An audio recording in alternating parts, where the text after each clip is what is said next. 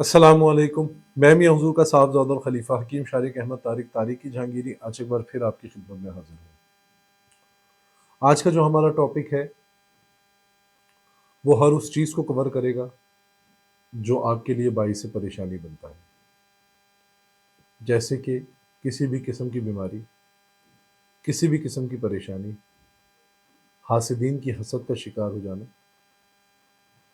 बदख्वाहों की बदख्वाही का शिकार हो जाना, बद नज़रों की बदनज़री का शिकार हो जाना, या फिर वैसे ही नागहानी आफत व बलैयात से का शिकार हो जाना, जादू की जद में आ जाना, बद असलात की जद में आ जाना, झपेटे में आ जाना, जिन्नाती मामलात में आ जाना, या किसी भी ऐसी परेशानी में आ जाना जो कि नागहानी तौर पे आपके सामने आए।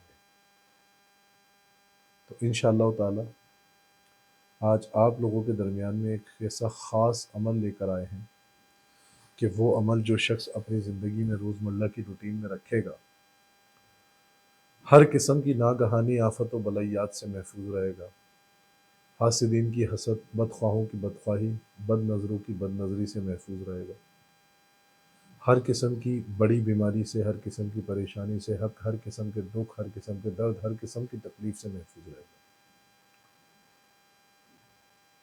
आपने करना सिर्फ़ ये है कि सूरह रहमान की पहली 13 आयतें रोज़ाना की बुनियाद पर 7 मरतबा पढ़नी है और अपने लिए, अपने प्यारों के लिए दुआ करनी है।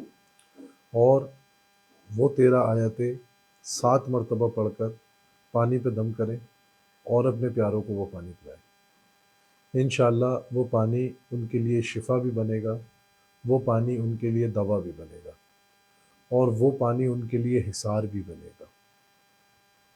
और जब आप ये अमल करें तो कोशिश करें कि सुबह उठने के फ़ौरन बाद आप ये अमल करें। सूरह रहमान की पहली 13 आयतें 7 मरतबा पढ़कर पानी पे भी दम करें, अपने प्यारों पे भी दम करें और पानी पे दम करके उन सबको पिलाएं। तो इंशाअल्लाह ताला हर किस्म की परेशानी से पहले आप अपने घर वालों की हिफाजत खुद करेंगे। अपनी दुआओं में मुझे याद रखें। जज़ाकल्लाहु खैरा। अस्सलामु अलैकुम व रहमतुल्लाह।